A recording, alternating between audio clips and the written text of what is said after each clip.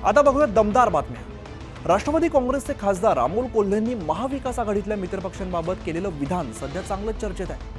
विधानसभेनंतर काँग्रेसची पाठ मोडली आणि शिवसेना झोपेतून बाहेर आलेली नाही असं म्हणत त्यांनी दोन्ही पक्षांवरती निशाणा साधलेला आहे। पण कोल्हेंची ही भाषा काँग्रेस आणि शिवसेना या दोघांनाही रुचलेली नाहीये। शरद पवारांच्या राष्ट्रवादी काँग्रेसची एक महत्त्वाची बैठक नुकतीच मुंबईत पार पडली आणि बैठकीत अमोल कोल्हेंनी आपल्याच मित्रपक्षांना कानपिचके दिल्याचं पाहायला मिळालं। विधानसभेतल्या पराभवानंतर काँग्रेसची मोडलेली पाठ सरळ व्हायला तयार नाही। ठाकरेंची शिवसेना अजून झोपेतून जागी झालेली नाही। मित्रपक्षांच्या अशा वागण्यामुळे विरोधी पक्ष म्हणून वाढण्यास शरद पवारांच्या राष्ट्रवादीला स्कोप आहे असं अमोल कोल्हेंनी म्हटलंय। पण अमोल कोल्हेंचे विधान मित्रपक्षातल्या ना काँग्रेसला रुचलं ना शिवसेनेला। मवियातील सुंदोपसुंदीवरती सत्ताधाऱ्यांना टीकेची आयती संधी मिळाली। अमोलरावांनी आपल्या पक्षाकडे थोडं अधिक लक्ष द्यावं। त्यांच्या पक्षाची काय स्थिती त्यांनी सगळ्यात आधी बघितली पाहिजे। आम्ही जमिनीवरच आहोत, बचंगे वगैरे काही नाही। लढणाऱ्यांचा आमचा पक्ष आहे। तुम्ही पाहिलं या आमदारकीच्या निवडणुकीमध्ये सर्वांनी एकमेकांच्या विरोधात काम केलं। काँग्रेस, राष्ट्रवादी आणि शिवसेना पालिका निवडणुकीत आघाडी म्हणून सामोरं जाणार की तिघांचे मार्ग वेगळे असणार हे पाहावं लागणार आणि त्यासाठीच एकमेकांची उणीधुणी काढून भविष्यातील फुटीसाठी वातावरण तर निर्माण केलं जात नाहीये ना, अशी चर्चा राजकीय वर्तुळात सुरू आहे। विधानसभेतील पराभवानंतर महाविकास आघाडीत पराभवावरून एकमेकांवरती खापर फोडण्याची स्पर्धा सुरू झाल्याचं दिसून येत आहे। जागावाटपाला विलंबामुळे पराभव झाल्याचा वडेट्टीवारांच्या विधानावरती संजय राऊतांनी जोरदार पलटवार केला। यावरून महायुतीच्या नेत्यांनी मवियाला टोले हाणले।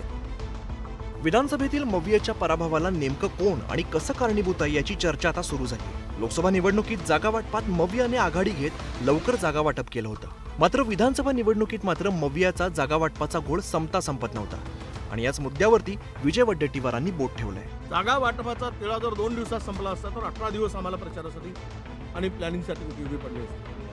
आम्ही कुठलंही प्लॅनिंग करू शकलो नाही। जागा वाटपाला विलंब झाला आणि त्या जागा वाटपामध्ये मिस्टर वडेट्टीवार सुद्धा होतेच की।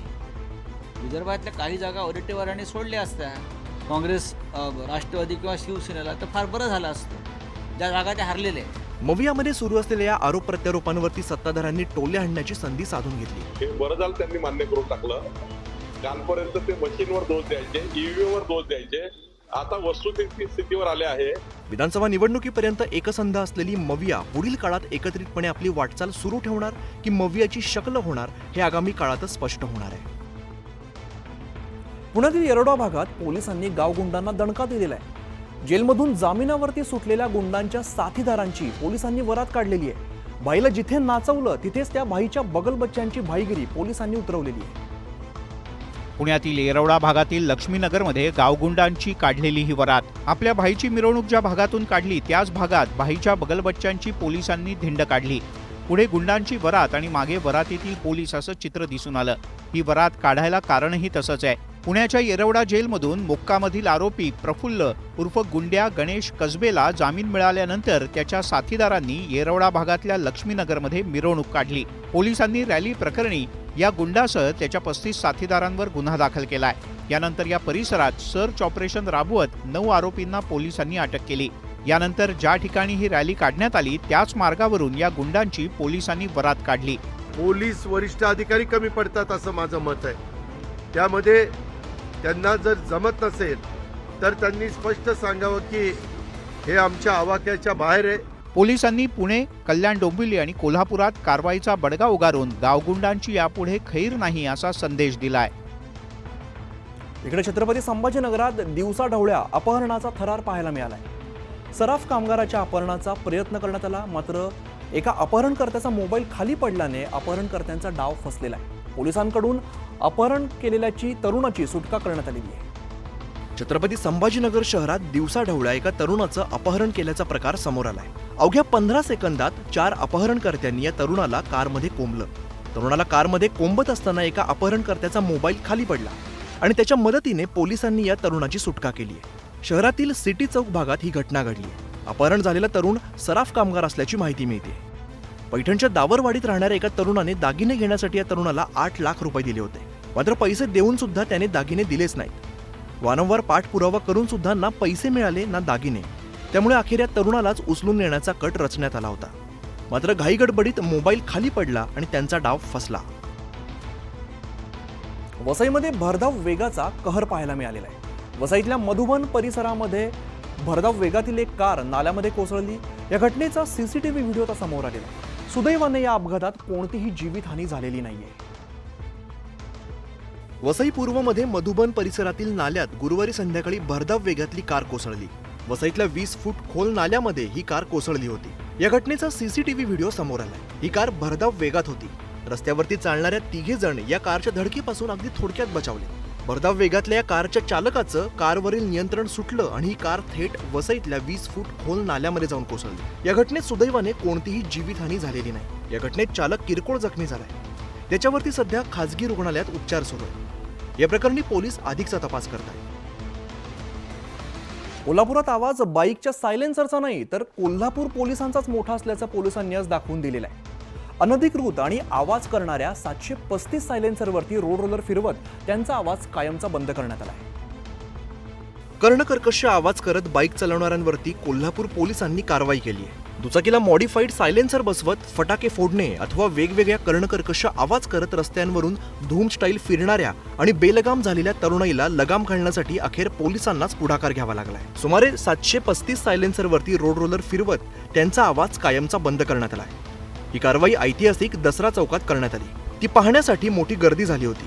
या ठिकाणी पाहायला गेलं तर मोठ्या संख्येने हे सगळे सायलेन्सर आहेत ते या ठिकाणी दिसून येतात आणि इतक्या मोठ्या प्रमाणात कोल्हापूरकर आपल्या गाड्यांना सायलेन्सर लावत होते आणि त्याचा कर्णकर्कश आवाज करत होते। मात्र कोल्हापूर पोलिसांनी कायमस्वरूपी हा आवाज आहे तो कायमचा बंद केलेला आहे आणि कोल्हापुरात कोल्हापूर पोलिसांचाच आवाज आणि त्यांचा दबदबा कायम असल्याचं या कारवाईतून दाखवून दिलेलं आहे। Video journalist Sandeep Patil, Dnyaneshwar Salunkhe, news 18 Lokmat, Kolhapur.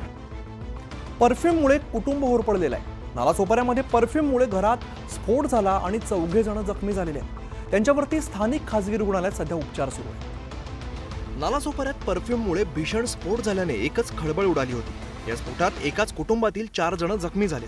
त्यांच्यावरती स्थानिक खासगी रुग्णालयात सध्या उपचार सुरू आहेत। त्यातील एकाची प्रकृती गंभीर आहे। नालासोपाऱ्याच्या आचोळा इथल्या संकेश्वर नगर इथेही धक्कादायक घटना घडली। गुरुवारी रात्रीच्या सुमारास परफ्यूम बॉटलवरील तारखा संपल्या होत्या। त्या परफ्यूमची एक्सपायरी डेट जवळ आल्यामुळे त्या भंगारात देण्यासाठी ते रिकामं करण्याचं काम सुरू होतं। याच दरम्यान अचानकपणे परफ्यूममधील ज्वलनशील पदार्थाचा आगीशी संपर्क आला आणि भीषण स्फोट झाला।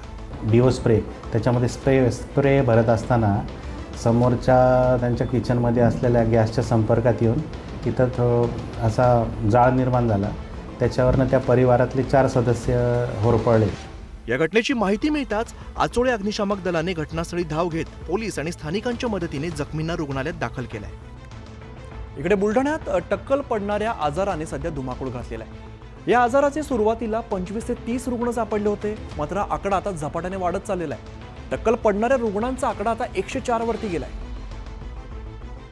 बुलढाणा जिल्ह्यात टक्कल पडण्याच्या आजारानं धुमाकूळ घातलाय। या आजाराचे सुरुवातीला 25 ते 30 रुग्ण सापडले होते, मात्र हा आकडा आता झपाट्यानं वाढत चाललाय। टक्कल पडलेल्या रुग्णांचा आकडा 104 वर गेलाय, तर 11 गावात हा आजार पोहोचल्याची माहिती समोर येते। अजून इलाज काहीच नाही, गोळी नाही। फक्त आम्हाला त्या गोळ्याच्या आमचा दवाखान्यात नेलं, रगत काढला आमचा। अजून आम्हाला कोणती बिमारी आहे हे सांगत, त्याच्यामुळे दादा काय जात आहे, कसा व्हायरस आहे हे काहीच माहिती नाही। इतक्या मोठ्या प्रमाणात टक्कल का पडावं यासाठी आरोग्य विभागाकडून डर्मेटॉलॉजिस्टसह विविध लोक काम करतात।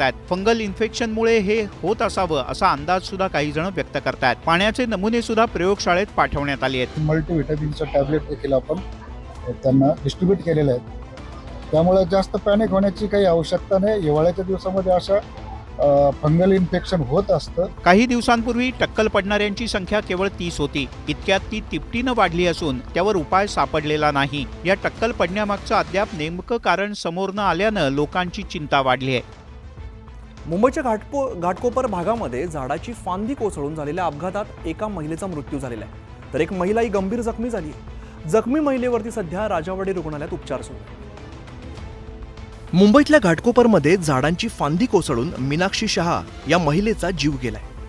शहा या नेहमीप्रमाणे गरोडिया नगरमधील वेलफेअर असोसिएशन गार्डनमध्ये मैत्रीण वंदना शहासोबत चालण्यासाठी गेल्या होत्या।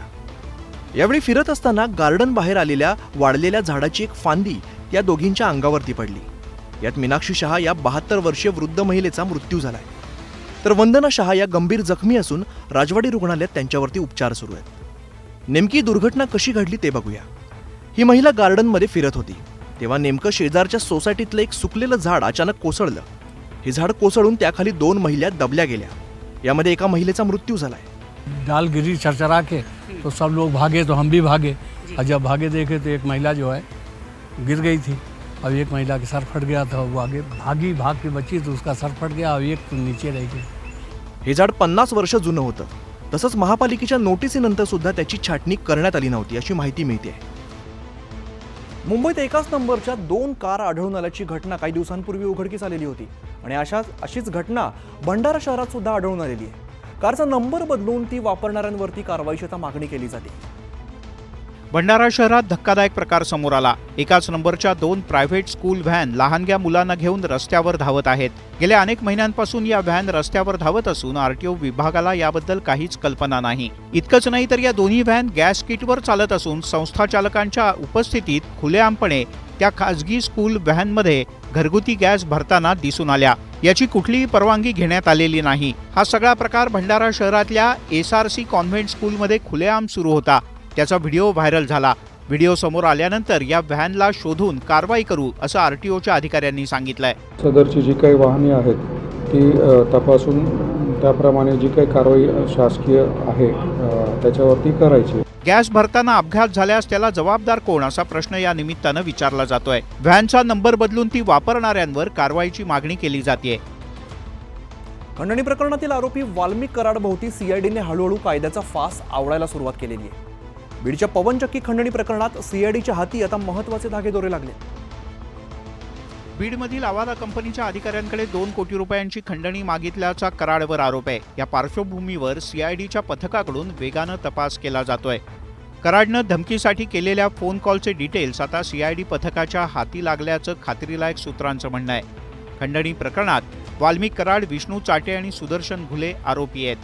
विष्णू चाटेच्या फोनवरून वाल्मिक कराडनं आवादा कंपनीच्या अधिकाऱ्यांना 2 कोटींच्या खंडणीसाठी धमकावल्याचा आरोप आहे.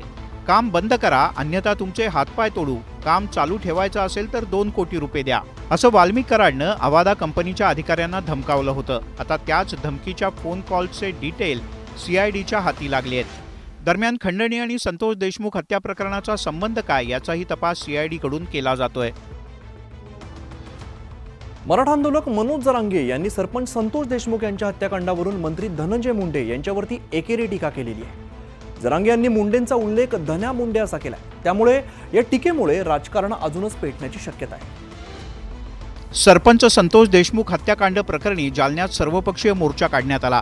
यावेळी मनोज जरांगे यांनी धनंजय मुंडे यांच्यावर निशाणा साधला. संतोष देशमुख यांचे बंधू धनंजय देशमुख यांना धमक्या दिल्या जात आहेत. आम्ही त्यांची बाजू घेऊन गुंडांना बोललो तर मला जातीयवादी म्हटलं जातं. देशमुख यांना न्याय मिळावा यासाठी मी भांडत असून देशमुखांसाठी न्याय मागणं हा जातीयवाद आहे का असा प्रश्न जरांगे यांनी केलाय. त्याला वाचवण्यासाठी त्याचं हे षडयंत्र आहे आणि त्यांनी हे ओबीसीचं पांघरून घेऊ नये, स्वतः पाप करायचं आणि ओबीसीच्या मतानं झाकवायचं हे चांगलं नाही. ही रूढ पडल.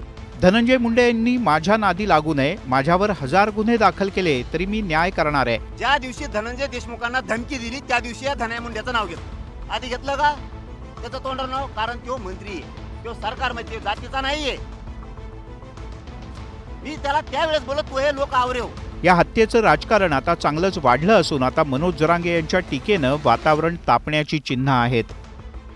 बीडच्या मसाजोगचे सरपंच संतोष देशमुख यांची 9 डिसेंबर रोजी निर्घृणपणे हत्या करण्यात आली.